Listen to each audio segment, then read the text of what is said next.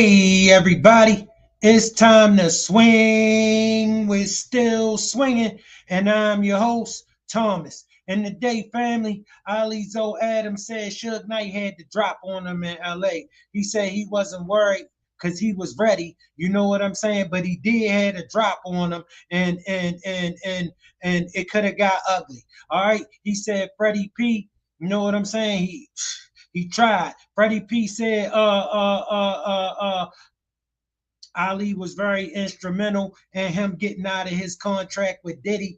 And Choppa said he walked in on Diddy and while Diddy was doing his thing in the studio, and he ain't got nothing to hide from Diddy. But look, without further ado, family, let's hop into what's going on, and we keeping it busting. Luke had a really big famous beef with Snoop and Dr. Dre. You know, Dre disses him in the Dre Day video, the Dre Day song, and this song is huge. I mean, everybody's bumping this song. It was a single. You know, it was a single. Right. It was a big single off of the Chronic. You know, from your perspective, what happened with that beef? You know, that beef never, that beef, you know what I'm saying? You know, Uncle Luke, he really, you know what I'm saying, he old, and he might be like, man, I don't really want to get into none of that. But, you know, I be on some, man, that shit was what it was, you know? We on Dade County aspect because we were big bruh to a lot of dudes in the South. It's a different day today, but Miami was big bruh to a lot of different dudes in the South. I'm talking about real popular, like, cause we got gold teeth and wearing 8 chains. Dudes is like, God damn. But, you know, to go into what Luke, you know what I'm saying? It ain't nothing that he really want to revisit. And for me, it's like, that shit was what it was. And just catching them down there in Miami at Virginia Beach and just say, get the fuck on, man. You know what I'm saying? They drop, roll like it's a fire and gone, you know? Ain't nothing, but then they notice, okay, just because it's, I don't know what you're hearing from the South, because, you know, we used to get you know how you see players. Shout out to the chat. Shout out to the chat. Sharon Jackson, thanks for pulling up. Appreciate your support. You know I do. T. Colton Hodge Live, thanks for pulling up. Appreciate your support. You know I do. And we keeping it busting. Club and all that, they be like, don't stop, pop that pussy, You know, that was the outlook, you know? This the shit I used to be on to drill Cali. Don't play that shit no more, man. Hey, man, don't play that shit no more, dog. We ain't on that no more, man. You know what I'm saying? But, you know, a lot of things had flourished, you know what I'm saying, from that, you know? How mad were you guys that Snoop dissed Luke? Now, we were heavily pissed off, you know? Got teeth in your mouth so my dick got the fit. But, you know, I really don't want to revisit it, man, Cam. You feel me? Them two. I got you. Yeah, Snoop and Luke, they look out for the little kids at Optimus football real good, though, you know? Okay, no big deal. How long have you been out? Ooh, 53 days now. 53 days, so almost 2 months. Now, getting out, you know, how many people from your past have you connected with, like in the music business? Have people been reaching out, showing you love, or helping you out or anything? Yeah. I got 3 Jewish lawyers, man. They love me to death. You know, I get a check from Capo, Khaled, you know, E-Class. A lot of dudes really like show me love, man. A lot of dudes just be like, what's up, boy? Let me give you some. A lot of dudes, Horace, you know what I'm saying, from the hood. All these dudes from the hood, Junior, all them boys, they bless me, you know what I'm saying? BG, Big Memphis, BG, blowing that money. You know what I'm saying? They bless me though, you know what I'm saying? You know, my little homies, Cool, Fish, Pool. You know what I'm saying? They be like, boy, you good? Boy, I ain't got much, but just the gratitude really is favorable, you know what I'm saying? They remember my helping hand though, you know? Yeah. What's up? This is Cam Capone. We Shout out to Cam Fair Use, and we keeping it busting. guys were locked up together. You know, did you guys ever have any issues? Did you run into him or anything like that when you guys were No, we locked locked up? in the cage together. We locked in together. You know, he cool. He was doing him. Yeah, I went through something with some dudes in Jessup. They brought him over there where I was at in Atlanta. And we just name dropping and nothing extraordinaire. We just name dropping like let's call what's the name? Let's call King of Diamonds, man. The stripper's name I changed and I'm like, God damn, who these strippers is, man? You know what I'm saying? Time is moving. The game going on without the niggas. Now, with you guys being in the same business, did you guys ever do business? Nah, we never did business. You know, we never did business, you know. Nah, we never did business. You know, I used to, you know, he had my man, Danny Boy. He had my man, Danny Boy, with him. So we be knowing what's going on, but, you know, we just, you know what I'm saying? He was doing what he doing, though. Like, he wasn't faking. Like, he was acting a goddamn donkey, or ass. Yeah, he was acting the fuck up when it come to blowing money fast. Yeah, he was doing that part. We might be in Magic City, Allen Iverson, Jermaine O'Neal, everybody trying to have these money fights with the nigga, man. Might kick a couple of stragglers out and we just in there cooling, you know? I always had a different kind of face like they were them Zoe Pound niggas, man. And then I'm like, I get money, y'all. Like I got money. My stats has got 20 million, 6 million, 5 million. Like, I'm Gucci. You know what I'm saying? I'm just on some, my violent niggas are eating. You know what I'm saying? Like my violent niggas are eating. And you kind of different, but you know, same game, man. Did you guys ever compete for the same clientele? Nah.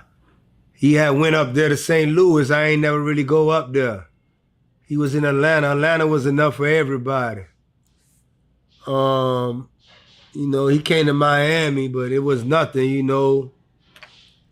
We went through a little something with his little homeboy, that rest in peace, Baby Blue. I kind of slapped him. And, you know, he kind of said the wrong thing. Like, I'm in your city. I mean, he in my city and he like, what's up? I'm like, what's up, man? Man, I'm here to help you. I'm like, you here? So I hit him, bam. So, you know, but Meech called me that night like, hey. I'm like, yo, you need to teach these little niggas how to talk, man. They in Miami, my nigga told my man, he here to help me. What the fuck is wrong with this nigga, man? My nigga teach them niggas how to rap, dog. Them niggas tripping. So he like, I'm gonna make sure he come down to the club, dog, and holla at you. I'm like, I'm gonna be there tonight, privé. Oh, I'm there. So, you know, ain't nothing. There wasn't nothing. He came, buy me Cristal bottles. I'm trying to slam dance tonight and we go whoop some niggas. But you know, we was kind of different kind of dudes, man. You know, we was different like in a lot of ways, you know. His philosophy, I really dig it because he didn't embrace, you know what I'm saying, a lot of robbing and violent shit. I kind of embraced that, man, today very much. What's up? Shout out to the chat. Shout out to the chat. Sharon Jackson. Y'all hit that like. Thanks for pulling up, Sharon. Appreciate your support, baby girl. Y'all hit that like button, family. If you ain't subscribed, make sure you subscribe to the channel. Check this out. Cash App on the screen. Support if you can. We trying to hit the goal for the super chats, and we keeping it busted. You know, his ears was always to the streets too. I pull up Right after he get it, I'm in LA at the Mondrian, and I figured, you know what I'm saying, these girls gave a drop on me. Cause I hang with Jeanette, Lisa. Jeanette and Lisa is exclusive. They come pick me up with the owner of the Lakers, Jerry Buss.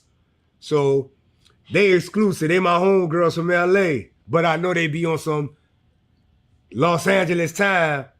If I look back, I got my man from Bloodline, Fence, and Alex. I'm trying to sell the movie Bloodline. So I got them with me, and I come out the parking lot, and Suge pulled next to me. Pop! With his hand between his leg, driving a red Bentley, and his other left hand driving. But I'm in a Cadillac truck looking. Like, what's up? He say, Zoe. I look, what's up? He like, man, I'm looking for a set of new bitches. But his hand down there. My man Fence and Alex, they're screaming, man, don't tell them where we going. I'm like, man, I'm headed to White Lotus. I got a new set of bitches. Y'all to come. He like, man, I'm trying to get a new set. I say, follow me, and pull off. Dang. I'm strapped. So I'm comfortable. So I pull up. I'm with the Crips. I'm like, hey, man, I just told this nigga here, yo, why you told him this, man? We don't want to deal with this nigga. We ain't got the time. But he just circled the area and kept going. And I saw him again on a boat with D-Mac. So he disrespecting D-Mac. He smoke and blow smoke. D-Mac next to me, he blow smoke in D-Mac face. I'm like, I'm looking. I got keep a little knife on me. And then he pull up. Hey, man, Puff G card is canceled here. Puff G card is canceled here. That's it. He can't come back here. So Mac, I'm like, go holler at him. He like, no, so come with me. So I'm like, all right. I said, I'm gonna push this fat bitch off this boat now. I'm telling you. He moved that shit my way. I'm gonna push this motherfucker. I'm talking to D-Mac though. He don't know. So we kind of go and talk. He just said, yo, his G-Con can't, all this dumbass shit. So, you know, we get off the boat and kind of watch a little bit, to my back a little bit. But, you know, he wasn't on nothing really, you know what I'm saying? And we all went our way, you know? Damn, how did D-Mac and Suge end up on the same boat? I would take somebody made a huge mistake. Yeah.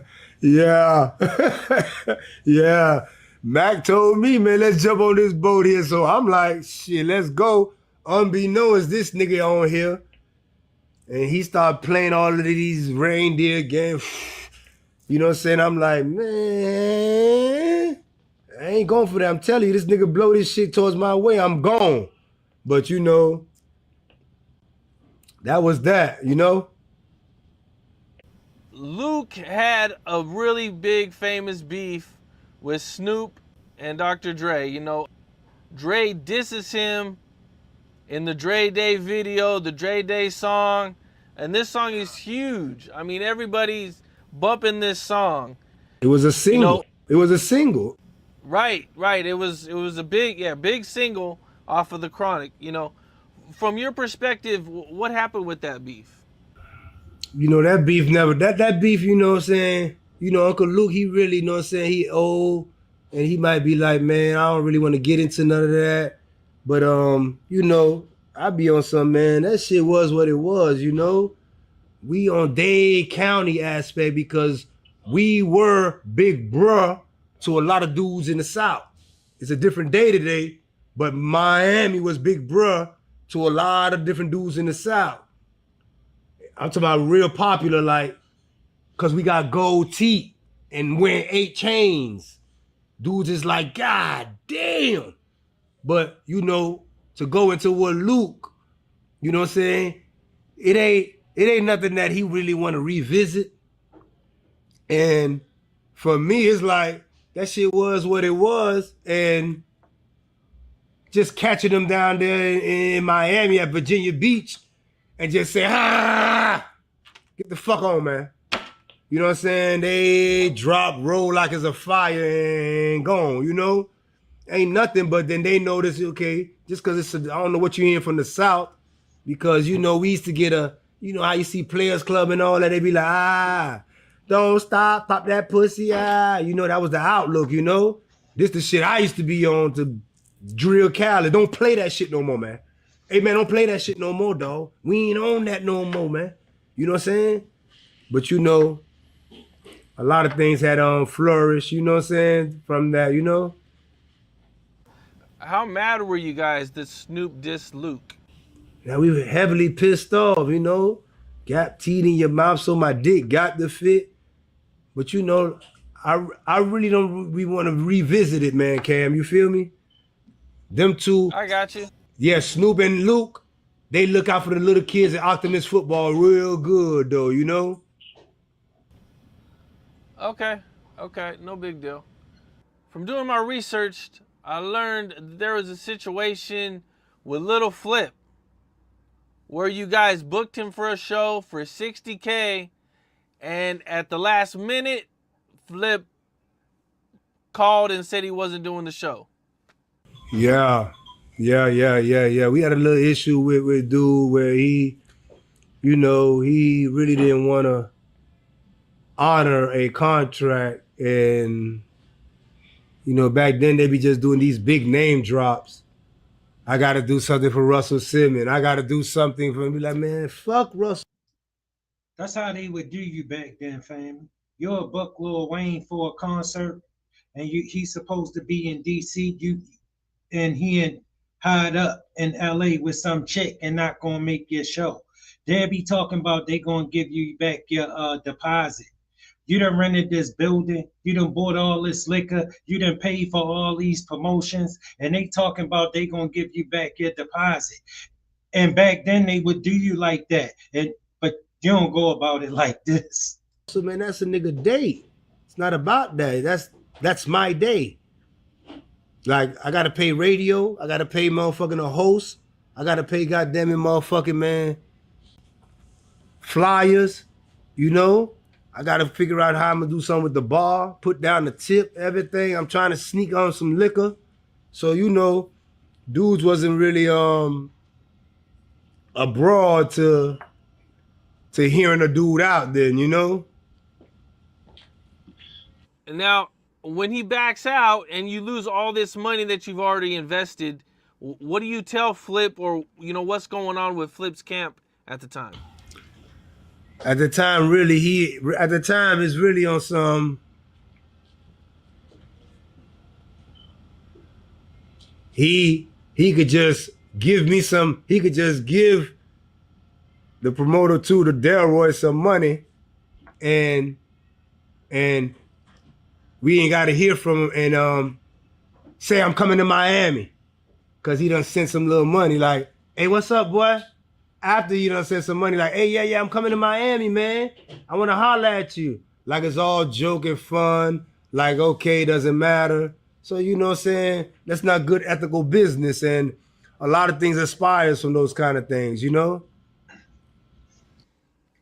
Okay, but he doesn't want to pay. See, they sent Zoe back the deposit. Zoe saying, no, I want all my money. I want everything I spent back. Or he keeps telling you he's going to pay, and he keeps kind of giving you the runaround, and you guys get the drop on him. Yeah, we get the drop on him. We kind of get the drop on him because there's a place, you know what I'm saying, in North Miami where you got to ride slow coming out of Scott Storch house. Scott Storch studio, you got to go down this street. And the railroad is that high. And you gotta go slow. Boop, boop. We know the neighborhood. And so, catch him there. Pop, pop. Hey, man, yeah, what's up? Yeah, boy, we need that. You know? Play with him. Man, you know what I'm saying? Take a little picture with a Kodak camera. well, we got you right here, man. If you want this back, have that money there, man. And you know, he take it real serious and see a motherfucker ain't playing. You know what I'm saying? He had that money. Okay. Did you guys take him to a house or anything, or did everything just go down right there at the? Nah, it go down right there. It went down right there in the middle of the street. Right there in the middle of the street. We know that area. It's a little back. It's a back street. You know what I'm saying? Not too many cars gonna go by, but the train go by. Family, somebody done kidnapped you and held you right in the middle of the street. And the rail sits high. You have to go slow. That shit'll eat up your oil pan if you try that motherfucker. Now, after this happens, do you guys ever do business again? Or also, didn't Jay Prince get involved? He just made a call, you know what I'm saying, to try to holler at him to see if he could resolve the aspect, you know? And, you know, kind of knew Jay Prince as far as sat down at dinner with him 2-3 times. But, you know, I never was nothing comfortable. Felt like he tried to make me his hitman or something. He always give me a slur of niggas' names that snitching. So I never really collided with him really like that.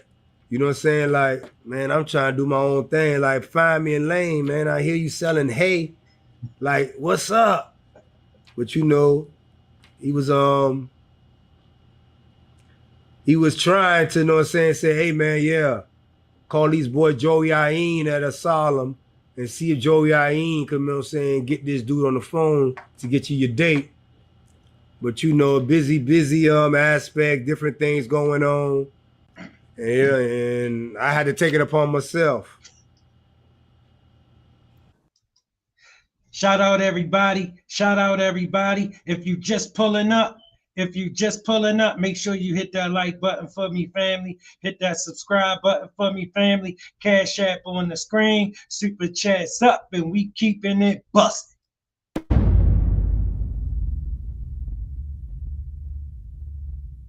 How did you get out your contract with Bad Boy? Oh, I got my contract because of I was dealing with this with my bro, man, and his name Ali. He just did a interview with Vlad, man. Real nigga. I think it's the realest nigga that ever came out of Miami, man. And the niggas in Miami right now who in charge, they only in charge because bro got moved out the way. You know what I'm saying? Bro, the way bro stood for Miami, like you couldn't do in Miami unless you was doing it for a Miami artist too. He'll let you have fun, like he just want. But bro started this whole Zopound thing. That was like my brother, man. Him, Graylin, them boys came back for me. Them the only niggas, you know what I'm saying, that came for me and tried to help me after the Diddy shit. Man, bro looked out for me, man. Bro, the realest nigga I ever met in my life.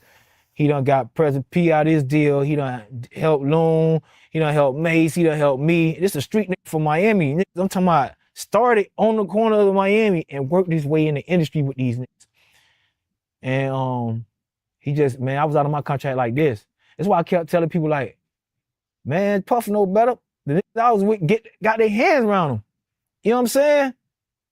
The niggas I got love for, niggas I call brothers, it's real niggas, man. Like, they made their way to Puff, self-made niggas. And if you go see the interview, you see he was feeding Lil Wayne, he was feeding a lot of niggas. I'm talking about all street money when Baby wasn't even feeding. You know what I'm saying?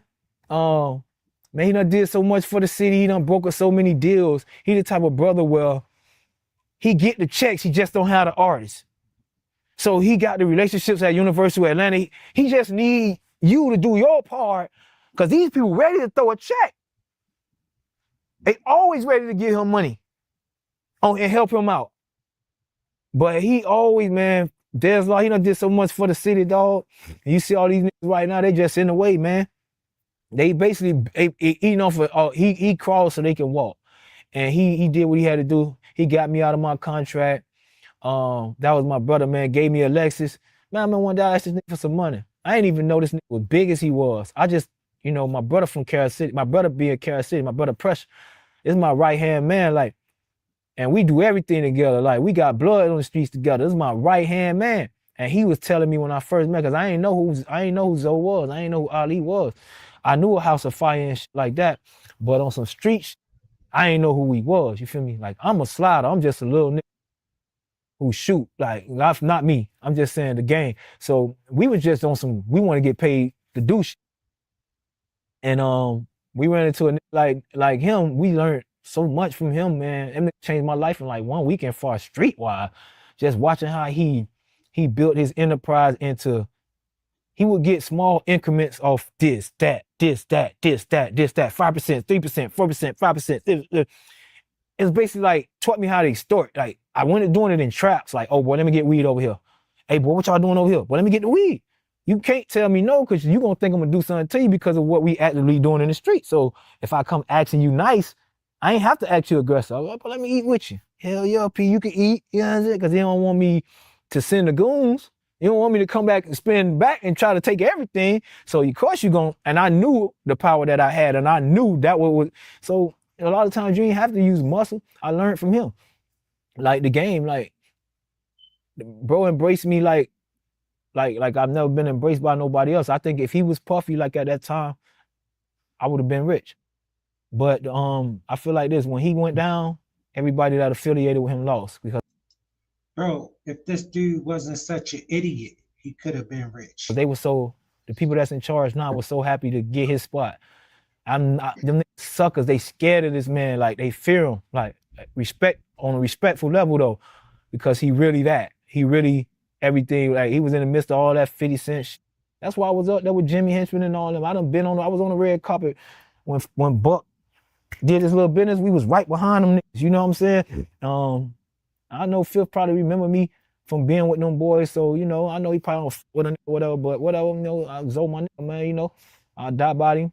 Yeah, real nigga, man. And he put that arm on Puffy. I was out of my contract in like 2 weeks. I didn't even know how he did it. He's like, yeah, we good. I'm like, what?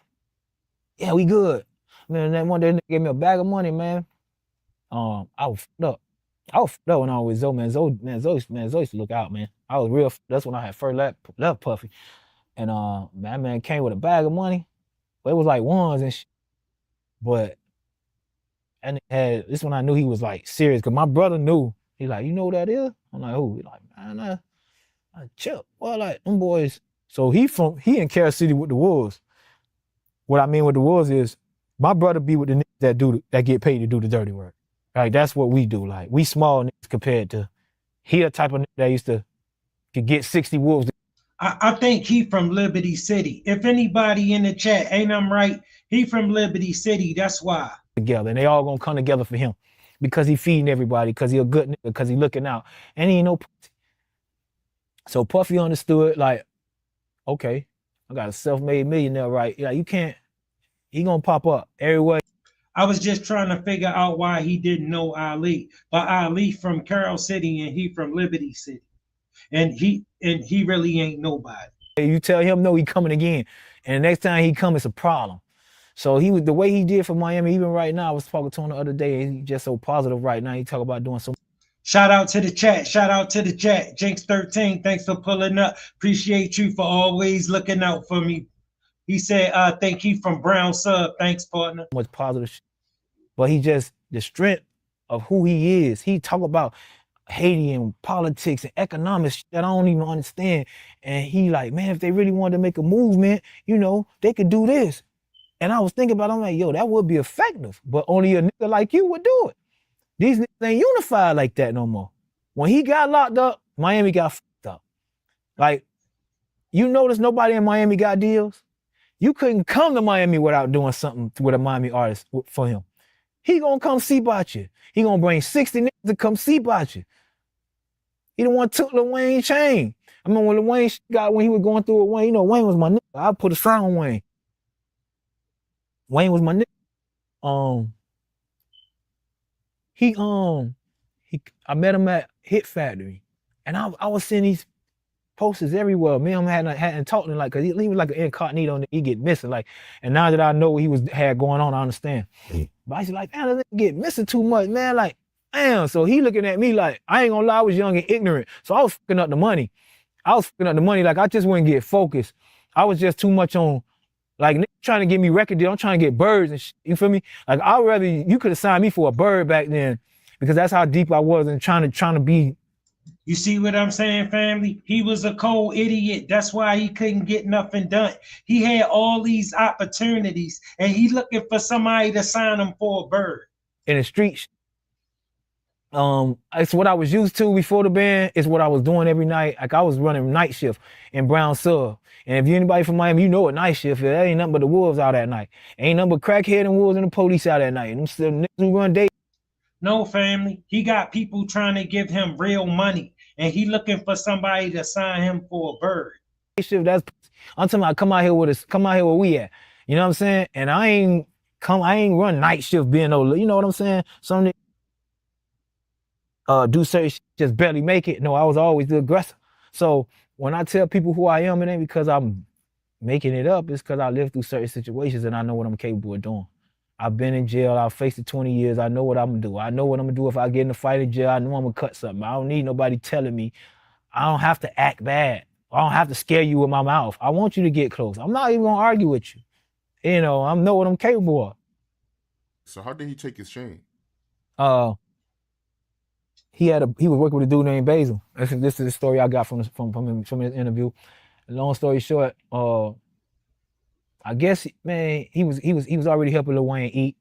Wayne was flipping some money with him from the street, I guess, because Cash Money was, like I said, wasn't really feeding him like he was supposed to. We know that. We remember them days. So he was taking his little money, flipping it with Zoe. And Zoe came short.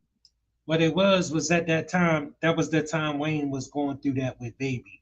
One time and said, hey man, it's gonna take a couple of weeks. You know, it get like that in this game. And I guess Wayne ain't like that. So Wayne ain't know who he was dealing with either. He was taking Zoe kindness for a weakness because, like I say, Zoe fool you. He still fool me, like, you know what I'm saying? Like, I have to remember, like, me and him had to stand off in the room, like, brother to brother, though. Hey, another nigga, he probably would have got your ass white, but me, it's like, we was back eating and having fun that night. So I guess the nigga just took to me and had a different liking to me. He liked my niggas, he loved my family, he loved how we move. He's like, man, keep them niggas around you, man. I like how y'all move. Y'all niggas militant, y'all always together, y'all ain't always with no 100 niggas, and y'all niggas stand on y'all business. He's like, I keep them niggas around you. This man is just, man, it's like, you see me talk about him in a great light, like I don't idolize nobody, you know? Like I don't like no niggas, but this nigga is like a different nigga, man. He's a different type of nigga, and he ain't all good. Some niggas out here that probably gonna hate what I'm saying right now, but him and G, stand up nigga, man. Stand up nigga. Nobody can't tell me no different. He do what he always putting Miami first. He always about finding the new talent of Miami. He changing lives. He'll get you a check. He'll get you a check. He'll get you a check. He just need his. You know what I'm saying? And it ain't even much. Every time I don't even be much. The man just finding legal ways to build paperwork, I guess. Like, he ain't need the money.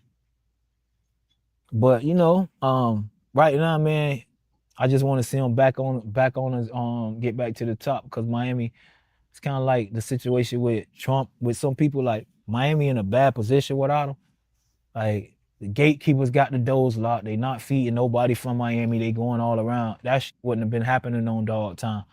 Dog, when them was out here and Dog and them was real, they had the biggest. They the biggest. They got the biggest army. He started a Zoe pound, man. Any Haitian that's screaming Zoe right now, any Haitian, even though he don't like it because he feel like it's a cultural thing, that take your credit, my brother. They started this. They bled for these niggas. They bled. I remember when being Haitian was not the thing. Nobody was flying no flag. You would get your ass whooped. They hated to be talking about eating cats and all that. These 19 niggas stood on business and made the world respect a name that's worldwide right now. Them, he owned the LLC. So if you Haitian and you making money off this in the hip hop culture, you owe that man some type of, you know, just appreciation, because he made it from Jack Boy. Kodak even wrote him. Kodak showed love. Like, if you, so you know. I mean, I know it's a lot of dispute in what he's saying, but I'm telling you, like in the 90s, the only thing I ever heard of the Zoe pound was Ali, was Zoe. I ain't talking like he just, if Kodak got, you know, and Kodak, a savage. So if he take his time out to show respect, then if we doing this to certain niggas, we salute. Well, we ain't pussy. I'm doing this to him every time, and I'll turn you over about him. You know what I'm saying? Just because I owe him that much. I'm the type of nigga man, you do a little thing for me, man, I'm with you for life, man. You know what I'm saying? That's how it is. I'm a loyal nigga, bro. Only reason I'm mad at Puff, I told y'all, only reason I got mad at Puff is when I seen the numbers, man. I ain't even care about the threat. And you don't have no idea how Zoe got you out your contract. Him. Yeah, I know how he got out. He did. He went. He was dealing. All right. So he was kind of like Jimmy right hand man at one time. Let's just call him that for the sake of argument, because he didn't grow with Jimmy. He just, when he met him, Jimmy took him under his wing and showed him a lot about the industry. So he was learning how to do this the legal way, you know. And he just was under Puff. Puff couldn't, like, you know, you want to be comfortable, Puff, in Miami. You see what he did? He will bring 60 niggas. First, he gonna come to you nice. He gonna come to you nice and try to do it the right way. You know, was people tend to, that's why him and Wayne fell out. He came to Wayne nice, asked him to do the song. Man, come on, dog, come on, man, been looking out for you. You know, bringing him 300,000, flipping his money. One time it told you it took an extra week. Wayne had attitude.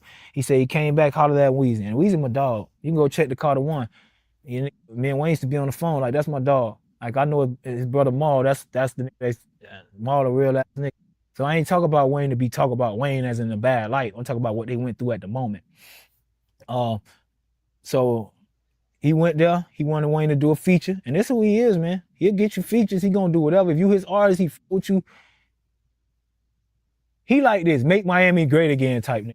Like, but he went in on Wayne, and I guess Wayne was trying to play him because Wayne was mad about the money. So Wayne wasn't even trying to hit a song. He was like, Wayne didn't know he was dealing with at the time. And shit, he ain't ready. So like, I guess he put him up on the wall. And T-Way, that's a real gangster too. And I love him, man. So Zoe put him up on the wall, took his chain, I guess. I wasn't there, so I can't really call it, but I'm gonna go off what my dog say, because I don't know him for being a liar. And he took the chain. He told Wayne to get out of Miami. And he told Wayne to get out of Miami. He was printing those CDs up and flyers and billboards, and it was getting real. So me watching the interview the other night, I learned how they squashed it. You know, they had that sat down. I remember Wayne had did the verse. It's a bakery here. Y'all done squashed the bush with Zoe. It's a bakery here. I'm trying to get dough. And I remember when I first heard that shit, I'm trying to get in contact with Zoe. So I'm like, what's you going through with Wayne? So I meet him at Hit Factory. No, what that wasn't Hit Factory. What is Studio Center. We was at Studio Center. It's the last time I think I seen him. And I'm like, what's going on? He's like, man, nigga ain't finna come to Miami. I know how he get when he about Miami. I know how he get. He like, nigga ain't finna come to our city and don't do nothing for our city, boy. And he the big dog. So I'm looking like, he like, man, I'm finna come at him. I need you to come at him. Cause one thing about him, he just feel like when it come to Miami, like a lot of these niggas don't rap Miami. Like he feel like, you talk that Miami shit, dog. Like, where we from, the crib. These niggas be talking like they from other places. So he was like, I want you to come at him. Like, fuck him. And he was gonna put the whole army. I was like, I can't do it. That's Wayne. Cause I would have looked at Flaw. You know what I'm saying? Knowing I be talking to Wayne, I'm like, bro, I can't do it. You know, anything else, you know, I'm gonna slide about you. Anything, play with you, I'm coming. But I ain't finna get on track at this Wayne. You know what I'm saying? For the sake, you know, so it's like, for the sake that he would have lit your ass up, boy, you couldn't get in his business. But he felt like I was the only one that could have did it. And me and Wayne was real cool at the time. I used to just call him sometimes and just tell him, man, what I thought a single was, you know, like that. And he with me, man. He put my name on the Carter Ones and the special thank yous and like that. That's going down in history. Nobody can't take that back. And people ask me why you ain't signed with Wayne? Well, the situation happened like this. I was in Temple. He came to Temple to perform a show. And I still got that picture on my Facebook. And he was performing. And I'm like, yo. So I'm like, yo, I with you. Like, I'm trying to get down. Like, cause you know, I still ain't know how to be an artist. Like I still ain't know I needed clearances for records. I be taking people beats now still to this day. I don't even never pay for no beat. Like, so I'm just a regular. So I'm just trying to like get around people who know how to move around and really be successful in this shit. And Wayne was I admired. So I'm like, Wayne, woo. And we both was on that transition at the time where we was learning metaphors from the East Coast but in a southern voice type. So we was learning the Jay-Z. We was Jay-Z proteges at the time. We never discussed that, but I knew what he was on, and that's what I was on. And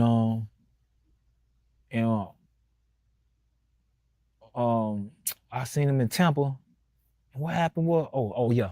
So I hit him up the next day. We got the number, and he like, man, y'all, I want you to be in the group with T Streets and Mac Main and woo. And I'm like, all right, you know, I'm happy. I'm be with Wayne. But then as soon as I got off the phone, that Sagittarius kicked in. It's like, oh man, you just got out of the group. What if you and them fall out? Oh man, you don't want to fall out with Wayne over his homeboy. So I just thought about like, damn, Wayne, I want to with you, but I don't want to be in a group because I just got out that situation. Like, I know how I feel to be ready to work and everybody else not ready to work. I know how I feel to be ready to get money. Bro, this dude got all these opportunities and he keep making another bad decision. How you don't got shit and trying to tell somebody you don't want to be in a group and they trying to give you a check and sign money and you can't get money because one person ain't there. It was just a lot, which I wish I would have stayed at the time now. But God don't make mistakes. Because Wayne done been through some shit that would have sent me to prison. Shooting at his tour bus. I was thinking about that then. I would have went to jail. I would have told him, man, move me to Atlanta, bro. Move us to Atlanta. And I wouldn't have left Atlanta till I got so get back. You would do something stupid like that, but you wouldn't do something smart like sign a contract so you could get your butt in the studio and get some work up. Back bottom. You know, and that ain't no disrespect to nobody in the A because it's killers in the A. I got real gangsters in the A. I'm just telling the type of I am no matter what soil I'm on. So that's Shout out everybody. Shout out everybody. If you ain't subscribed, make sure you subscribe to the channel. Hit that like button. I'm trying to hurry up and get to the 1,000 subscribers so I can get the interview with Ali on and popping. And look, Cash App on the screen, super chat up, and we keeping it busted. Yeah, you might be right about that, man. And I know you and Jimmy Hinchman, y'all got Gucci Mane out his contract, right? I was looking at his autobiography, and he, brought up how Jimmy Hinchman got him out of his contract. Yeah. Gucci was with Big Cat. And Gucci was with Big Cat, and that was back then. Gucci was in Big Cat, and he was going through whatever feud he was with Jeezy, and Deb had started managing him. So Deb reached out to Jimmy Hinchman, hey, I want to get Gucci Mane out this contract with Big Cat. So Jimmy called me.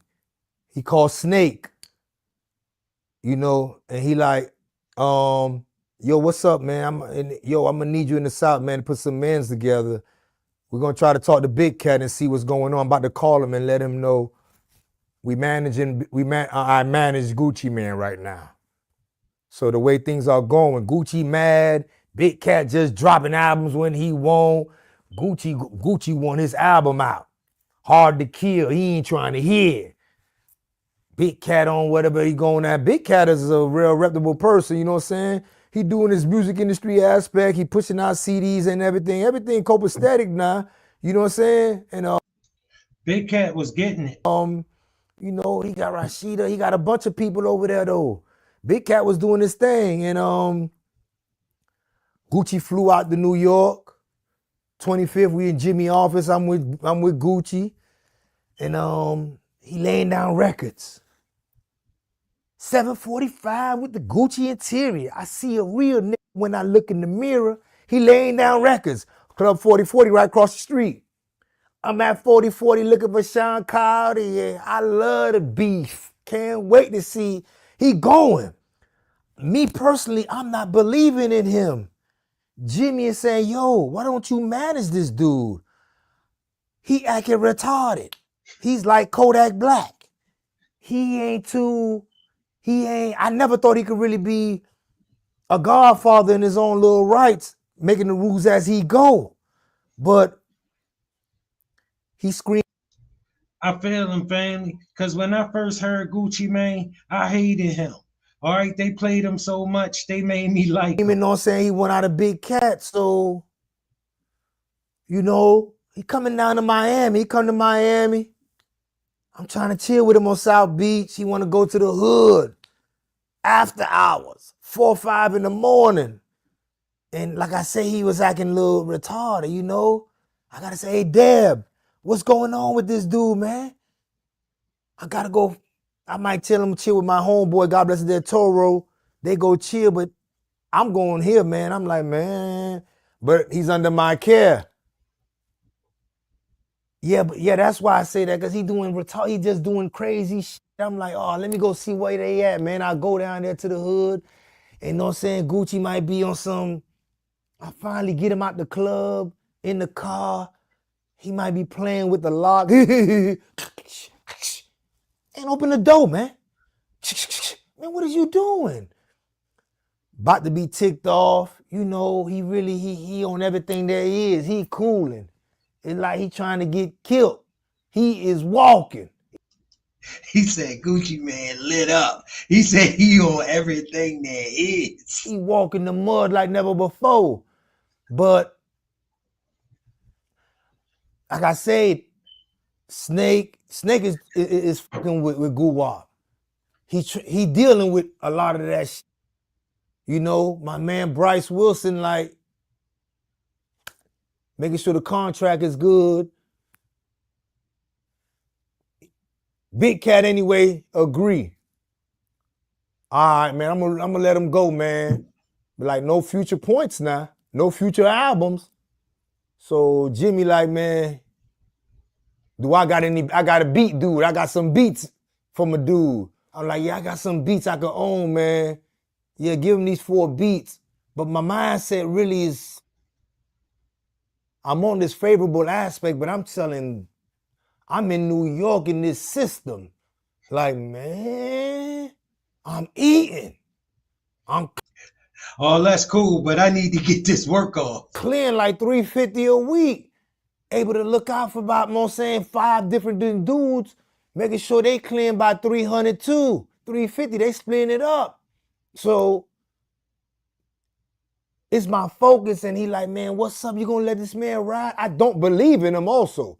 I'm like, man, mumble rap, man, that shit ain't gonna work, man. This Jeezy like that, man, Jay. Jimmy, man, I don't think they gonna work, man. I don't think dude gonna be successful, man. We ain't really fucking with him. Jeezy he took on a big enemy now. A very metaphoric street enemy.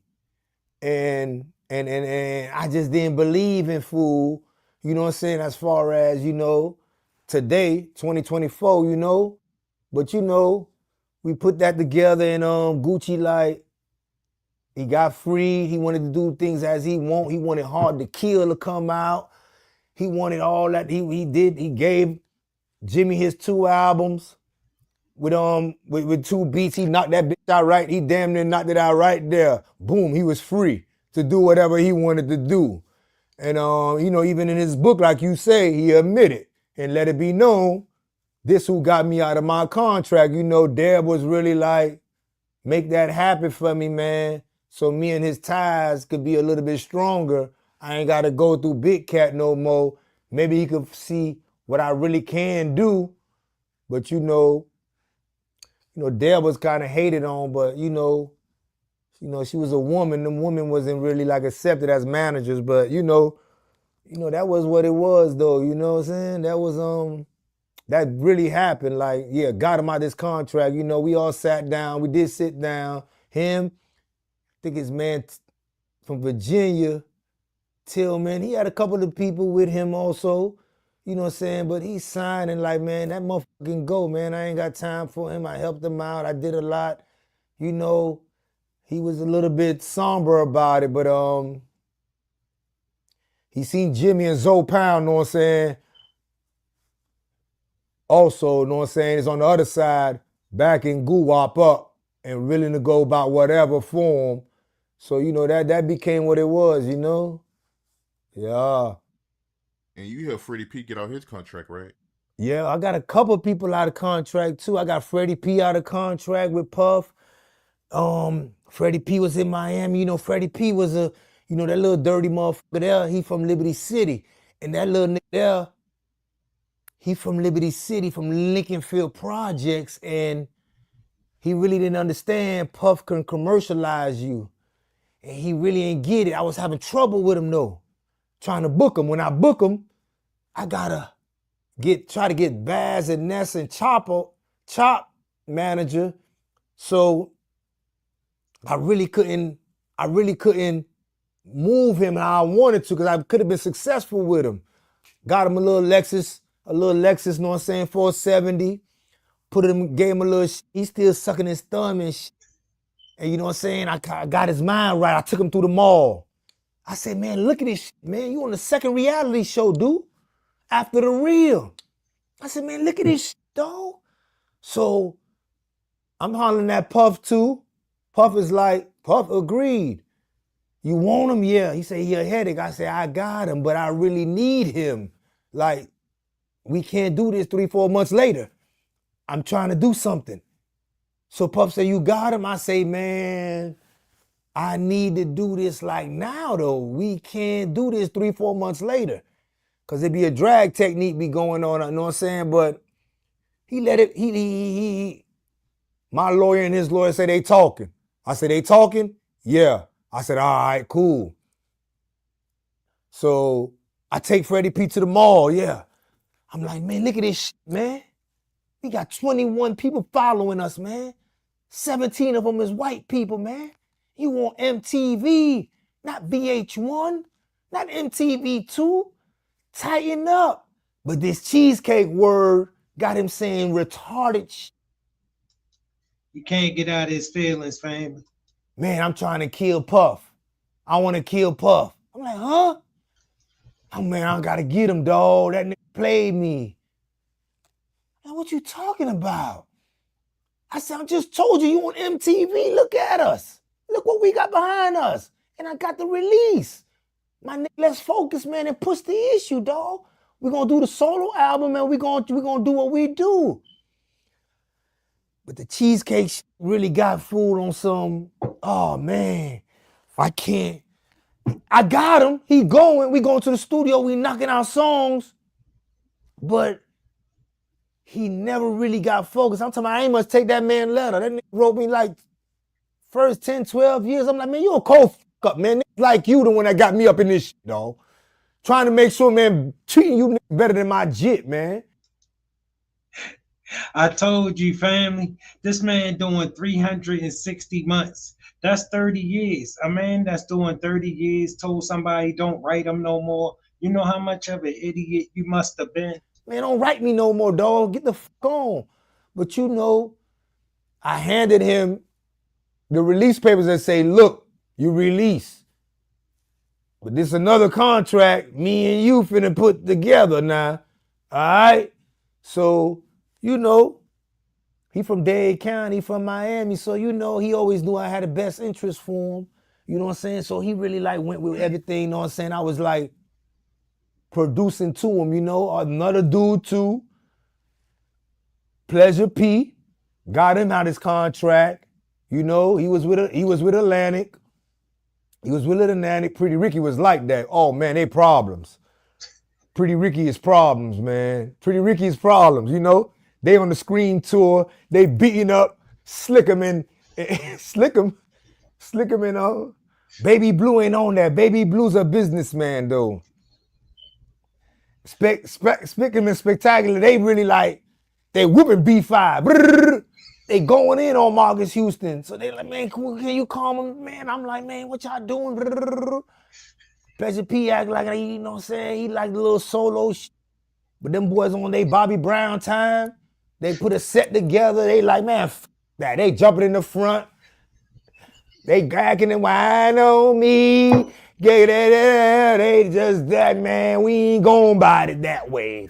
That, you know, whenever it's time to go, they doing Atlantic Records up, you know what I'm saying? I'm trying to chill with them. I'm trying, you know what I'm saying? So Pleasure P anyway, he screamed. So I'm like, hey Jimmy, man, Pleasure P went out his contract and met Pleasure P at met Blue, his daddy, he played poker.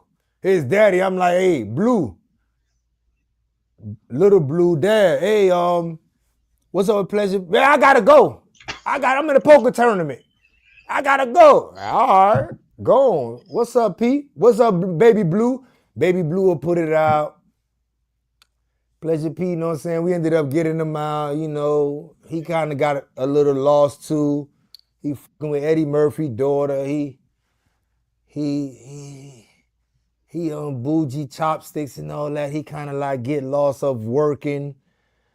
You know what I'm saying? But you know, them boys did something very they did something that could have lasted a little bit longer, but the set wanted Pleasure P in the front and them boys in the back. And a lot of boy groups, a lot of different groups, you can't be in your ego aspect to say, man, it's me, I'm better. You really got to know the voices of C note, D note. You got to know notes. But you know, yeah, you know, Craig Calman, Atlantic, them was like, yeah, they tried, but you know what I'm saying? Pleasure P was out, but you know, that shit ain't go He said Pretty Ricky was whooping them boys. to, you know, them boys doing that. They got a lot of incidents going on over there, but they might could pull it off and, you know what I'm saying, really do something amazing in the future. Who knows, you know? Yeah, man, that's crazy, man. How you was getting all them people out their contracts, man.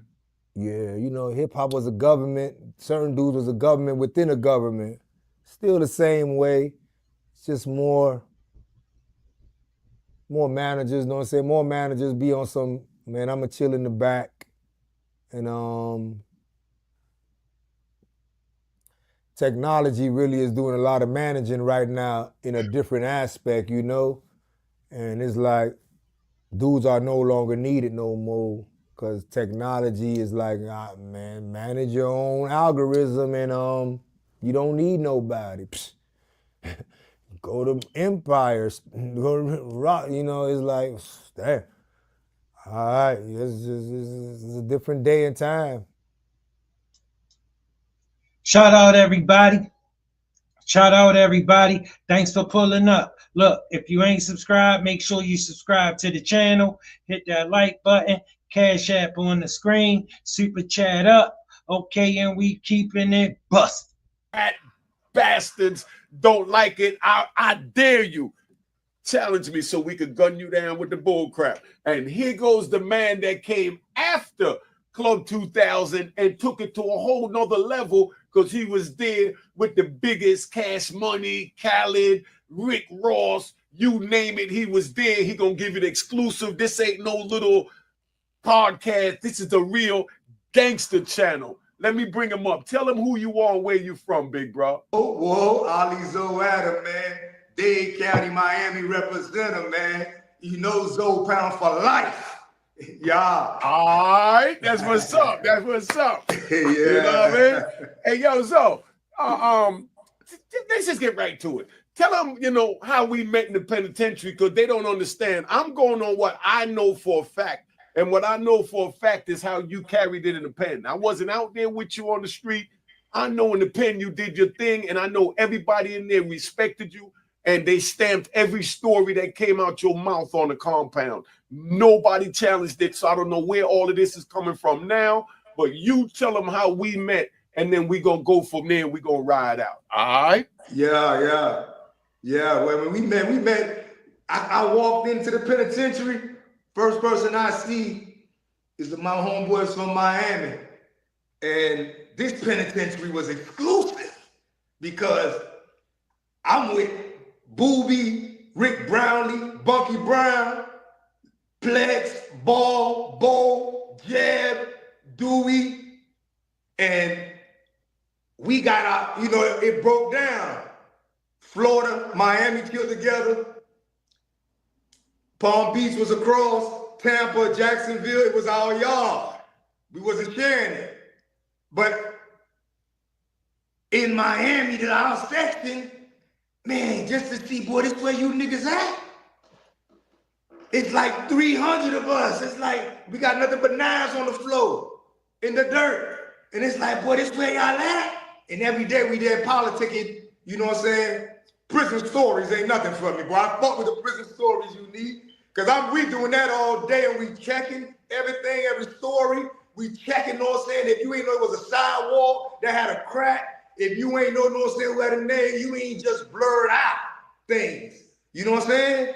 Certain stories was legendary, so a nigga knew how to repeat it. Yeah, but you ain't just blur out shit, you know? But now I got an H2.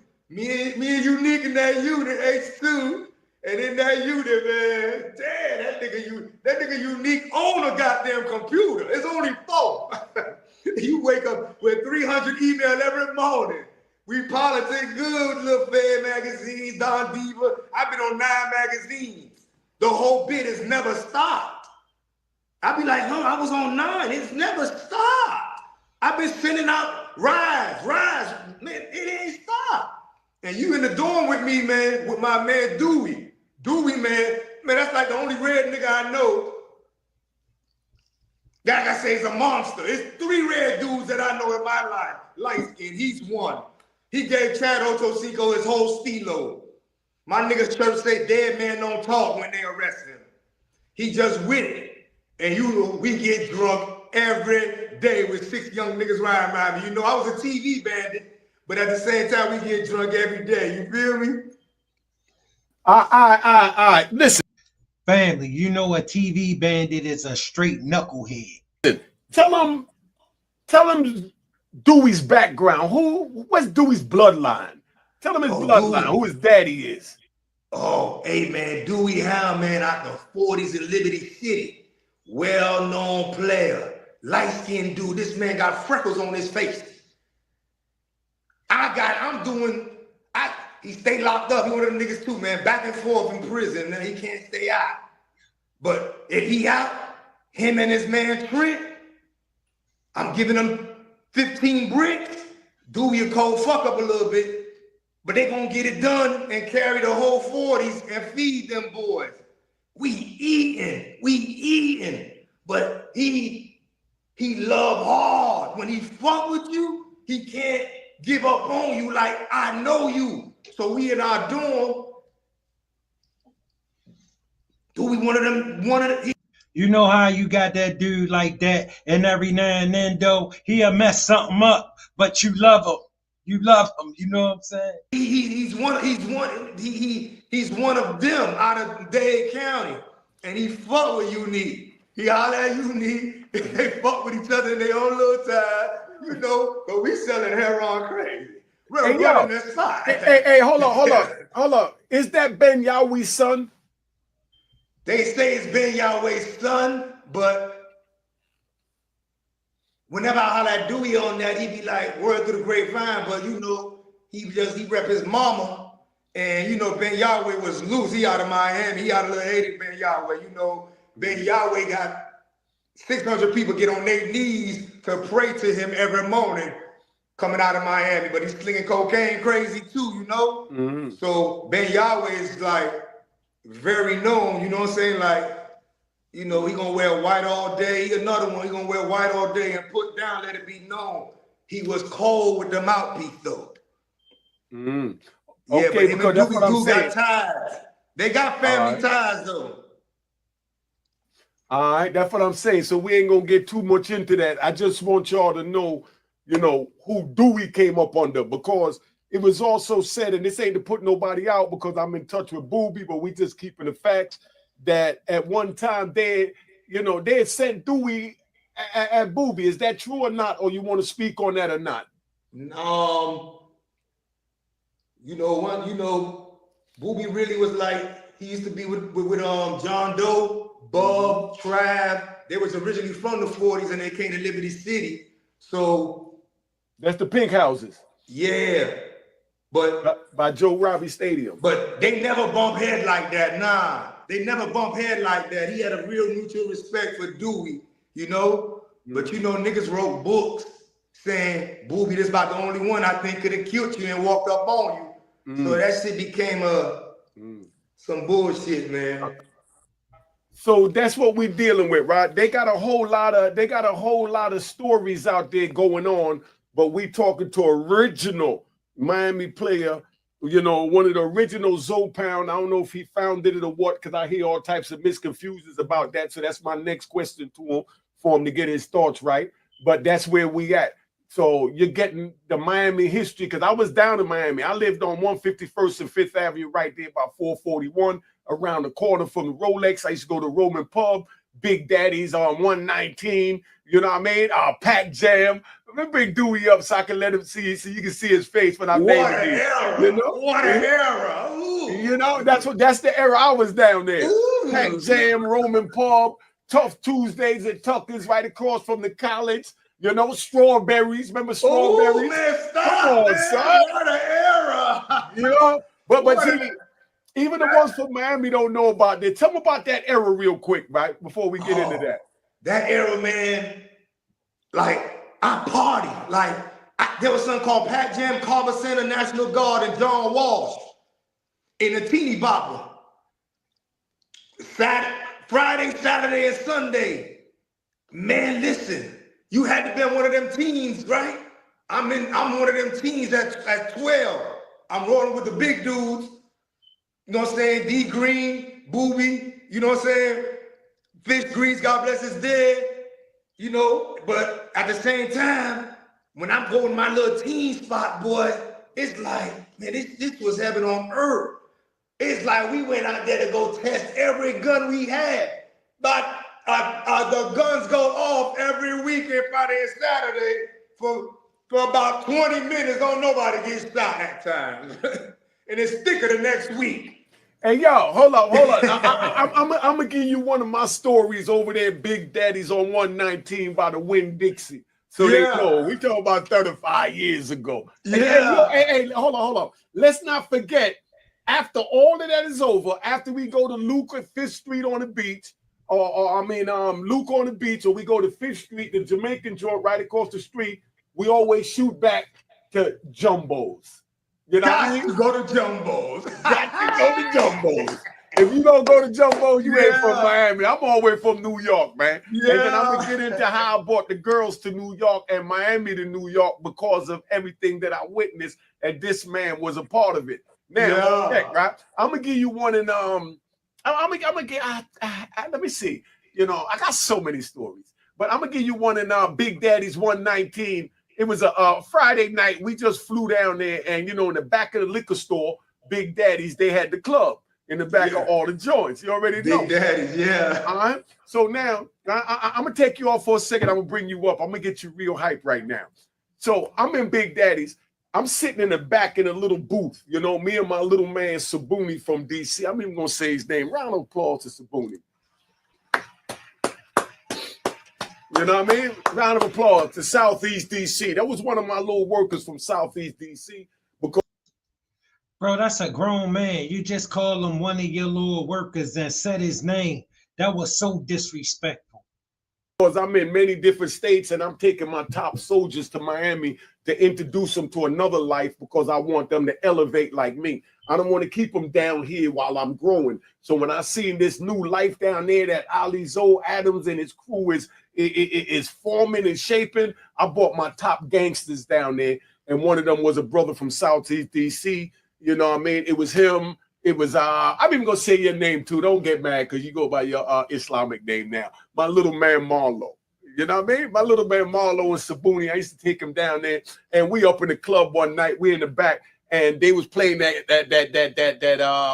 Jodeci, what's that? New York boys, man. I mean, God.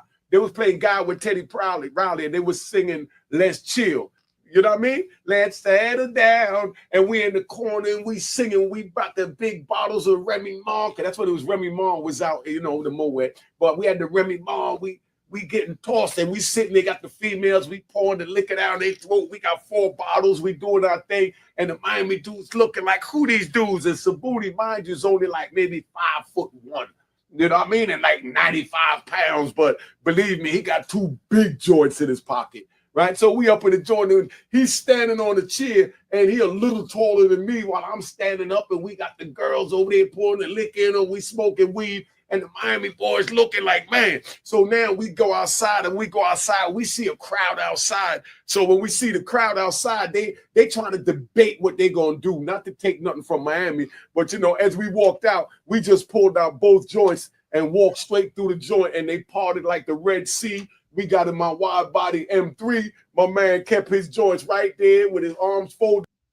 No such thing as a wide body M3. Do you know how little a M3 is? With 2 joints, one on each side, as I drove out the parking lot, and the female was like, meet us up at Luke's on the beach. Go to Luke's on the beach. And that's where we went after that. That was just one night down there. I don't know about that one, fam. Now we'll.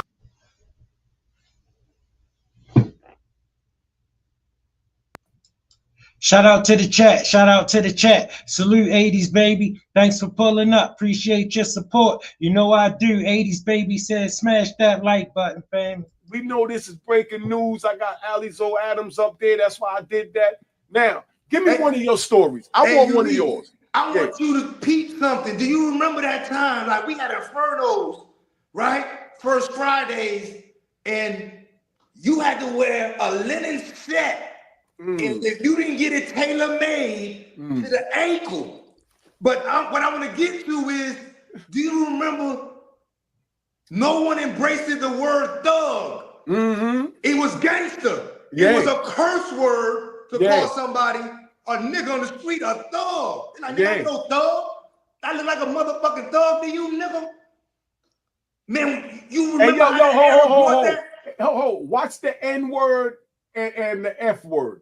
All right, let's get this viral. Let's go. All right. Yeah, of course I remember that. That's why I used to get my joints made at Shala, because Dapper Dan had just got locked up. So we had Shala down there in Maryland that was making a fly gear for 5-5 Freddy and everybody that was getting money. Alizo Adams, David Hyatt, you know, Big Dex, you know what I mean? Come on, De Niro. You know, I could keep going with names forever, you know? Yeah, man. You know? For us, man, in Miami, I can't lie. Kansas City, out of the whole Miami, Kansas City had the toppest women. He had a great selection of women. The women was exclusive now. And they ain't wear nothing. Ooh, they were butt naked down there. Them Daisy Dukes. When I first saw Daisy Dukes, I said, oh my God. Yeah. Shout out to the chat. Shout out to the chat. K's World, thanks for pulling up. Appreciate your support. You know I do. K's World says Z's, and we keeping it busted. They ain't had none of that in New York. Yeah. Yeah. Hey, within that time though, I used to go work cities because now Atlanta with Vision and following How Can I Be Down, following Jack the Rapper, following the music industry aspect, you know what I'm saying? Following, you know what I'm saying, Ryder, Wendy Day, you know what I'm saying? Fucking with Wendy Day long way. You know, your man Peter Thomas, his piece of shit ass, you know? He got How Can I Be Down going down, and it's like the mingling of music industry dudes was connecting, coming for the South. I had a union called FLA, ask them in Miami, where Jacksonville, Tampa dudes, St. Pete, Fort Peace, everybody come meet up on the weekend and we politic, you know? We had a little odds, you know what I'm saying, mentally when we talk, going against some New York shit like niggas trying to dominate shit, but we was part of, you know what I'm saying, the warriors that, you know what I'm saying, growth, that for the, you know what I'm saying, to bring it towards the South, because we in every state, getting respected and letting it be known, hey man, I mean, I damn near gotta get on calendar. Hey, no more Doodoo Brown, don't do that. When they show me love, they keep playing this shit. We taking over, we the best, you know what I'm saying, I'm so hood, shit like that come out of there. Where it's like, nah, man, you ain't letting me know how we living. That shit cool, but you know, it ain't what we are. You feel me? Yeah, that's what I'm saying, right? Because, you know, it's the Miami strip scene that they took, you know, the strip club scene. I'm talking about from Rolex, from Coco's, You know what I mean? We go back, Rolex and Cocos, you know? Now it's Tootsies. They done, it's a publicly traded company now. What, you know, y'all created in Miami, and it's worth $1 billion. How do you feel about that? Let's take it to a whole nother level. It goes from Rolex to Cocos to Tootsies, publicly traded company right now. Yeah, but goddamn it, the game say you don't get nothing for but a cookie because you did that. And you know what I'm saying? I'm never in the business really of putting batteries in other people's back to go do something. I like to just speak on us and just be like, boy, let me see what we see. Learn corporate structure. You know, like Gentlemen's Club now in Atlanta was popping too, but it was as in what was created out of Miami. I don't see the economic. I don't see people going from studio to studio to studio. I don't see film companies on every block. I see niggas sweating people. Ain't no money. It's a pole. You pole like that, that's a disease. That's shit worse than AIDS and cancer. Why would a nigga keep it? Why would a person keep a brother, know what I'm saying, doing bad like that? It's enough money for everybody. You see, but that's how bosses like us think. You know what I mean? You got people that just get some people fall into money. I know you heard that. They done fell into money. You know what I mean? You know, falling into money is a dude that lived on a block and crack came out and he started selling to his neighbors. You know what I mean? He ain't gonna get no resistance. He ain't got to worry about no stick-up kid. Everybody he's selling to is a family or friend from the neighborhood. Shout out to the chat. Shout out to the chat. K's World said Ali Zoe is a very fat-winded brother.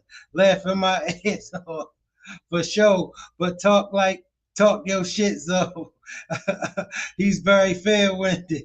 All right, and we keeping it bust. Those are ones that fall into money, then they drive a big Benz, and then they go to the rooftop, and then they get robbed. You know what I mean? Because now they get around the Alizos, and you know what I mean? They stick at the Azars from New York. Just want to throw my man in there, go to Fisher Brother, the Lynch Mob, Lou Sims. You know what I mean? We just put it is, and we didn't call it robbery then. If a dude got a Benz and he driving it to the rooftop and he's a coward, he don't deserve that Benz at all. That means he got to get out that Benz and give it to a man like Lou, Ferris, you know what I mean? Azar. You had gangsters that came around and they knew what it was. And they tried to duck them.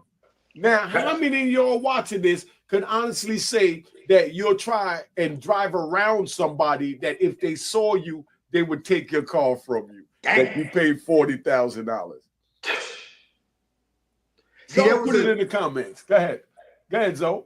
See, there was a different mind state back then. Like, I like how far back you going, because when you go far back like that, how it hit me is, you know, like we had one of the most feared dude, Fish Grease, God bless his dead, in Miami. It's Fish Grease, Booby, Graylin, and Kittle. Kittle, let me explain Kittle. Kittle in the penitentiary, he did 23 years. When he hit Big Sandy, when he hit, you know what I'm saying, Lee County, anywhere he go, 100 DC dudes behind him, 50 Virginia behind him, 200 people in the South behind him. He the Iman. He run the show.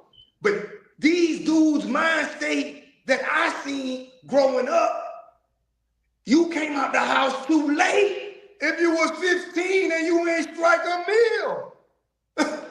Like, we talking about masterminding this situation, man, and ducking everything and keeping the noise down. So a nigga for a motherfucker for a move.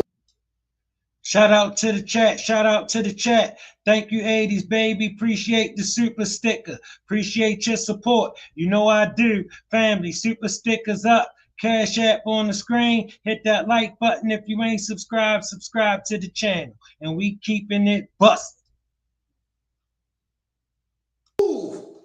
Like these four dudes, yeah, we was hanging out and I'm working for them, but I have a garbage bag with 3.5 grams of 8-ball. We created nickel rocks. And this is our shit on our end, and my garbage bag is so big, my line ain't nothing but dope boys. I'm creating damn near 119 grand. I get $3,000. I go lap dance the shit out that motherfucker till it's gone. I'm young, horny. Huh, $3 grand. Giving them boy. All I do is point. Hey, yeah, they tripping. Hey, yeah, I think they trying to rob. Hey, but the mind state of how they just pass that money out, you know? My nigga Booby bring Biggie Small December 25th to Miami at Miami Nights. Big show. I'm next to him. We chanting. Dog, check, roof, roof. Front, back, side to side. Never let a whole ass nigga ride. And he hold that 50 grand off. Shit, say no more. That's why I'm on your hip. I already know you're gonna blow this shit. But the mind state of how they could just, you know, the conversations are now is like, talk that shit, Ali. Dudes trying to put a penitentiary life here, man. We need, this is America. Where is the money? Why they bringing all this money up? How do we get some of these billions? And these, like, how can a nigga get some money? They stay close to you because they know that bag right there. They know you ready to blow this shit. To fall back. Man, I like that. My man got in the zone. See, this how they plays it together. Yo, you got in the zone. You was riding, man. Hey, yo, we only been talking 22 minutes. We've been talking, and I got goosebumps and flashbacks.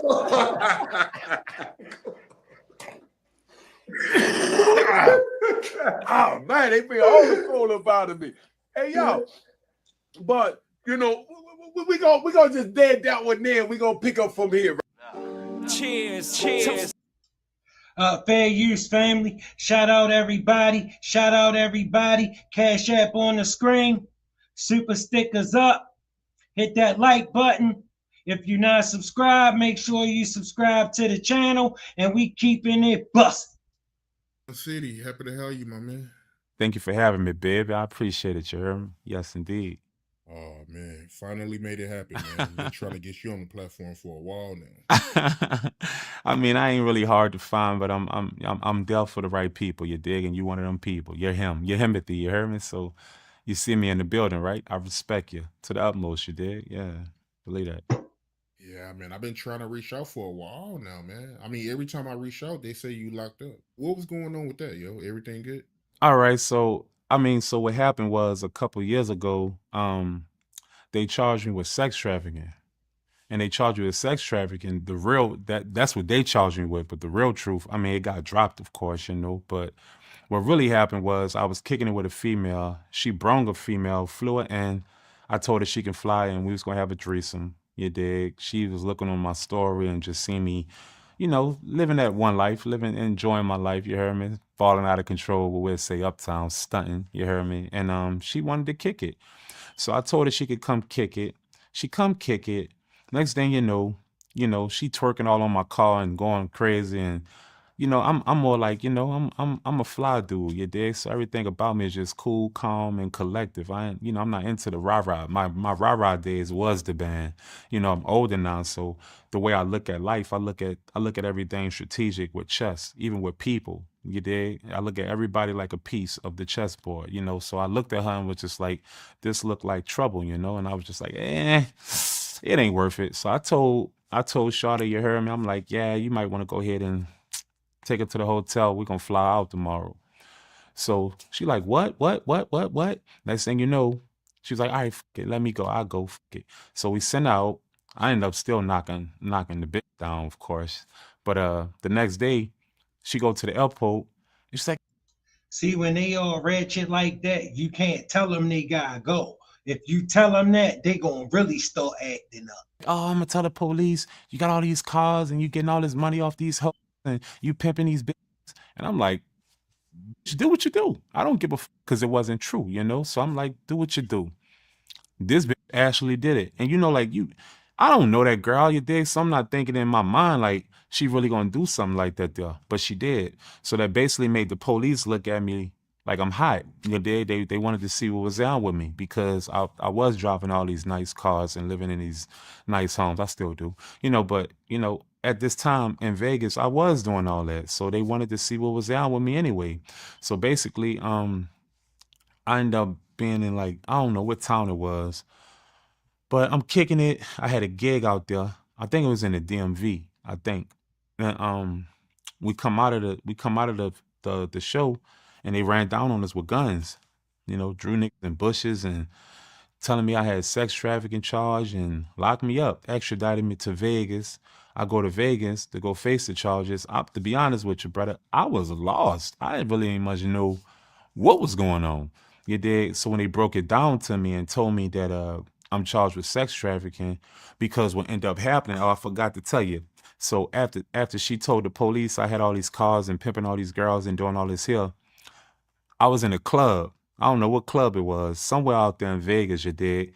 And I'm drunk, having a ball, and a female DM me, and she tried to entrap me. That's what happened. She tried to entrap me, but that came from that female. They just tried to throw the bait out there.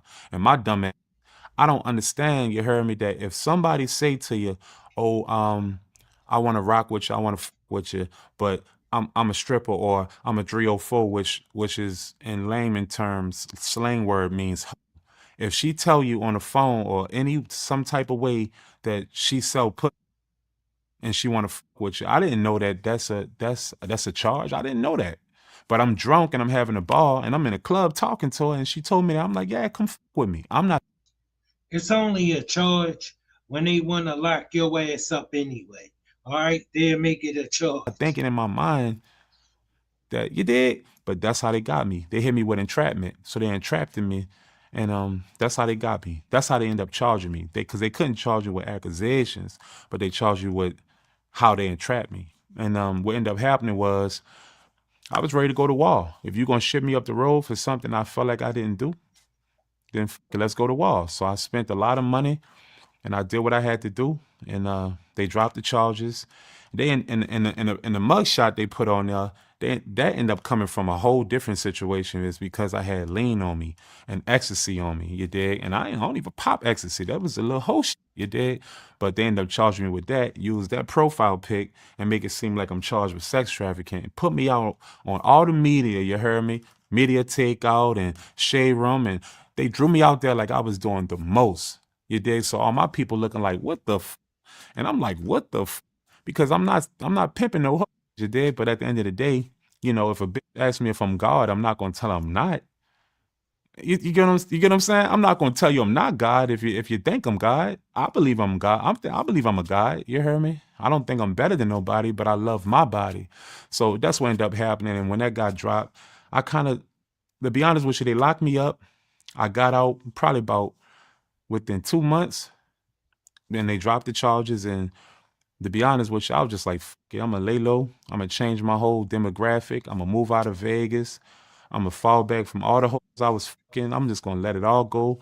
I'm gonna move back to New Orleans. I'm gonna switch it up, and I'm gonna focus on my career and build this shit back up the right way instead of just living that rock star lifestyle and just, running around with my head chopped off. And I just said, fuck all that. I'm gonna do it the right way, and I'm gonna build my brand all over. So when you say it was hard to find me, it wasn't that it was hard to find me. I didn't want to be found because I was basically revamping what I needed to do personally, because a lot of things that I was doing was the rapper Choppa, and I wasn't handling a lot of my personal business. You dig? Like my daughter's getting older. I wasn't able to quite see them grow as much because I'm so focused on myself, and sending money is totally different than being in their life.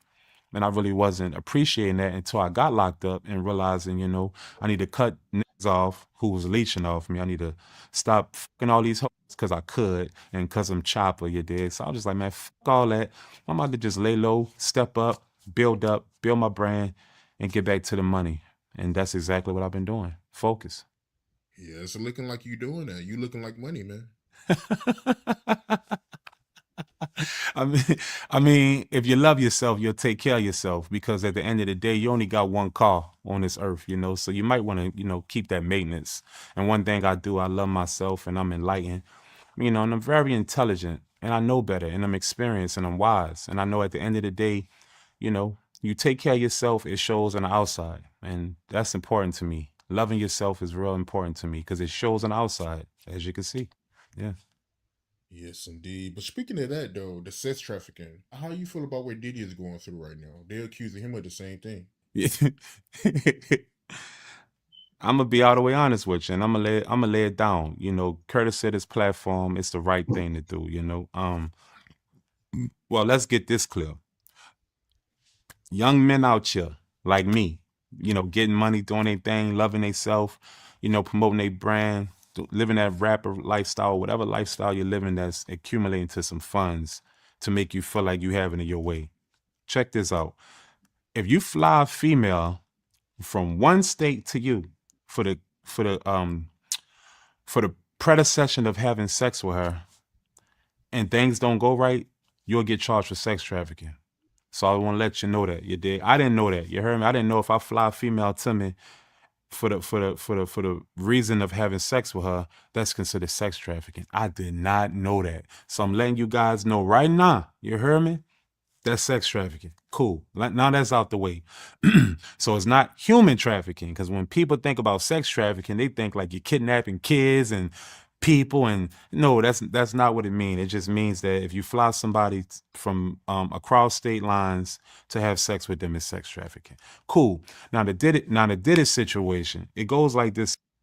If what if she fly herself? Is that still sex trafficking? Here, I believe it's a double-edged sword. I'm gonna tell you why. It's bittersweet, bruh, because the things that Diddy has done to so many artists on his label is so diabolical. I think by being around Diddy for the time I've been around him, I think Diddy mean well. You dig? I think he mean well, but if you lived a certain lifestyle for so long, you stop treating people like human beings and you start treating people like objects. So this is what I would say. I would say he mean well. I don't think that his mission was to go out here and get accused for the things that they're chumping up on him. Mind you, it's prosecution. It's their job to chump up as many charges as they could to keep you in jail. That's their job. But I also think that it's a double-edged sword, because ever since he went droid with that Ciroc company and that De Leon and all that, it's ironic how everything crashed on him. Right? Think about that, right? But we're going to put that to the side right quick, and I'm going to continue to talk about my opinion about it. You heard me? So I feel like this. With the Cassis situation, there is no doubt about it that he beat that girl. There's no doubt about it, okay? But I also think about it like this here. As a celebrity, anything you say or do can be used against you in a court of celebrity. So you got to know you got the scope on you. I think Diddy forgot that he had 24/7 surveillance of a scope on him. Do I think Diddy is a sex trafficker? I don't. I'm sorry, but I don't. I've been around him.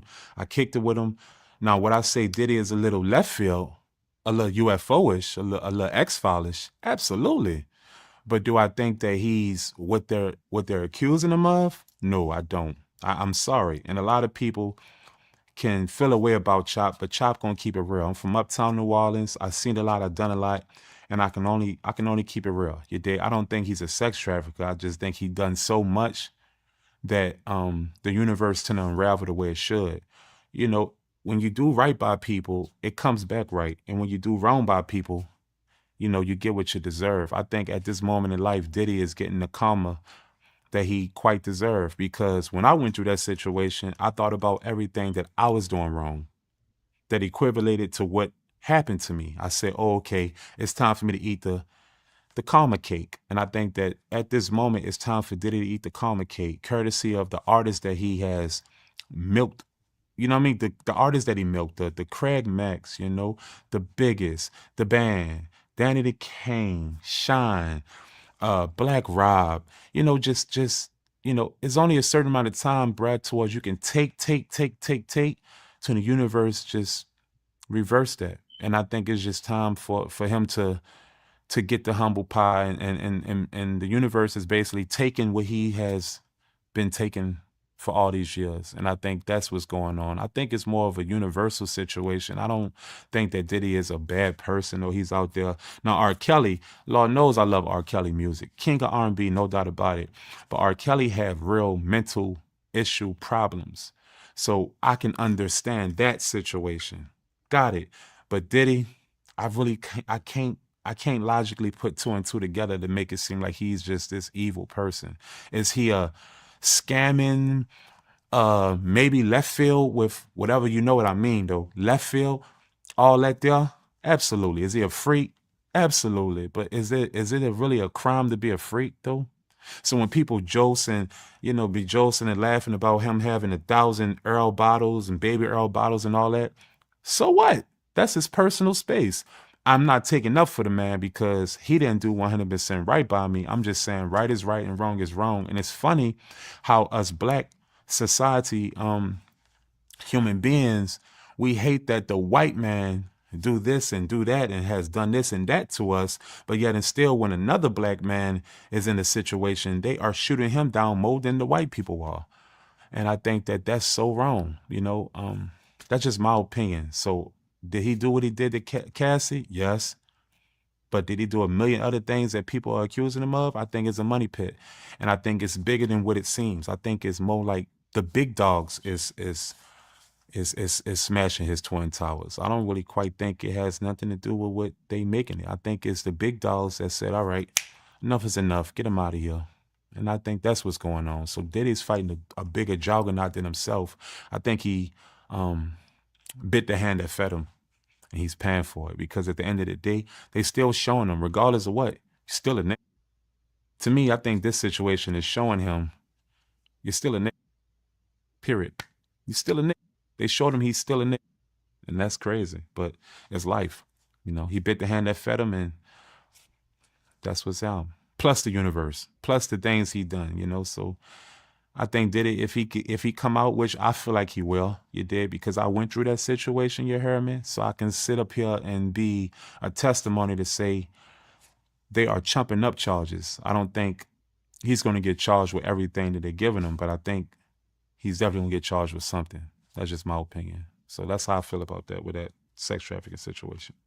But why you feel like it's deeper than what it seems? Because the game is to be sold and not told, so I can't sit up here and just be snitching, and I don't even call it snitching, but I can't speak on things that isn't my business, courtesy of just my upbringing. I was raised around my daddy.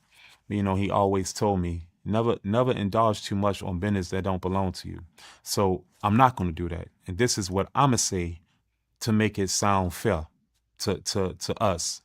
I would say at the end of the day is he went up against the juggernauts, that liquor company, bro. I'm gonna still say that, regardless of what, because everything was all fine and dandy until he went to war with that liquor company, and that's just my opinion. I don't think it has nothing to do with the Cassie situation. I'm gonna say yeah, okay, you got that, because that's on film, so you got that, brother. But everything else is kind of like it's the Me Too movement, and you know how that goes. The Me Too movement is a motherfucker. Bill Cosby got hit. He got hit with charges 40, 50 damn near years later. You know what I'm saying? Courtesy of the Me Too movement. You did. But before that, Bill Cosby was trying to buy into what company was that? You remember? He was trying to buy into I want to say CBS. There you go. Right. He was trying to buy into a company. The moment you're trying to empower something, that's when it's time to chop your limbs. So I think things is bigger than what it seems. And I'm a logic man. I read. So I know things, is bigger than what it seems. I don't look at things from how I see it. I look at things of how it is. Shout out everybody. Shout out everybody. If you ain't subscribed, make sure you subscribe to the channel. Hit that like button for me, family. Cash App on the screen. Purchase the super sticker. Support the channel. Support your boy. And we keeping it bust. Feel about these gay rumors that's coming out about Diddy. All these guys coming out saying that he violated them. I'm gonna say this. At the end of the day, I'm not gonna say Diddy is straight. You heard me? I'm not going to say that. I know what a straight man is, and I wouldn't 100% say Diddy is straight. I don't think nothing wrong with being gay as long as you're proud of being who you are. But I think Diddy has fondled in the closet a lot in his life, for sure. Yeah, for sure. That's why I said left field. If you ever heard me say on the interview, I said left field, UFO, definitely X-Files. If that's who you are, you heard me, that's all gravy. As long as you standing firm on who you are. But I do believe that the homie then funneled a lot in his life for sure. Even from what I've seen. I remember walking to the studio, and I'm just gonna say at the end of the day, bruh, there is no crime of being a freak, but if you gay, it's okay. Let it be known. Like, you did. Maybe they wouldn't look at you so crazy because the accusations that they giving you, Diddy, with the dudes that's suing you from all that type of shit. It is only a certain amount of time towards people from different walks of life can keep saying the same thing and it don't be true. You heard me? It got to be some truth to that. You did. So all I'm gonna say is, at the end of the day, do I think Diddy gay? I don't know what that means. Do I think Diddy is a bisexual? Yes. Yes, I do. And that right there is coming from just my experience, to know what a straight man is and to know a man that like to play a lot in life, that like to funnel a lot in life. You dig? He Appreciate the cash apps, family. Appreciate the cash apps, family. Need two more, family. Need two more. lived too long to not want to do that. And I don't even think he will be gay off being sexually attracted to men, I think it'd be him experimenting so long that he'll get tired of the bad bitches. So when I hear the stories of, you heard me, of the situations, it just kind of makes me say, yeah, sound about right. Because it does sound about right. You can't sit up here and not have it not plague your mind to say, I think Diddy used to funnel with boys too. Do you think Diddy used to funnel with boys? You asking me, do you think so? I mean, from what I'm hearing, it sounds like he had his share of men before. I don't know. I mean, hey, That's all I'm saying. That's all I'm saying. but for you said that you believe he's bi. So what did you see that makes you believe that? All right. One time I'm in the studio. Don't judge me either. One time I'm in the studio, and maybe I was tripping because I never really quite been a weed smoker or nothing. But one time I'm smoking weed, brother, and I walk in the studio and just seen uncomfortability to my eyes. How about that? I seen uncomfortability to my eyes. And my eyes are very comfortable with things that I see. And I seen uncomfortability with my eyes. And I'm not going to, I'm not laying back there and saying that everything I'm saying is just 100. That's why it was so easy for me to get out of my contract, is because Round knew to let me go.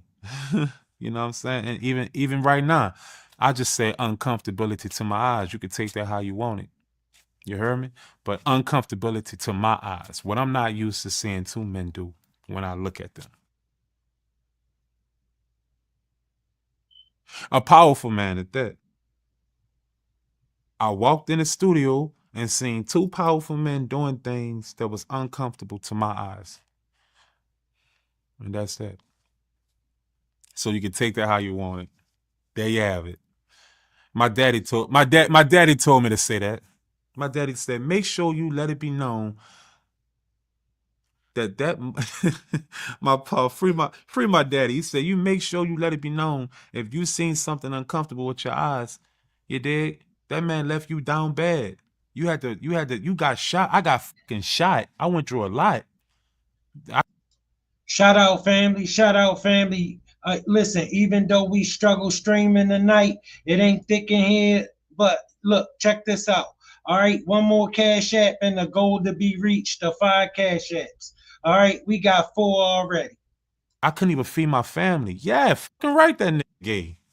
Uncomfortable with my eyes. Fucking right. Yes, he's gay. Okay, but I don't think someone being gay is bad.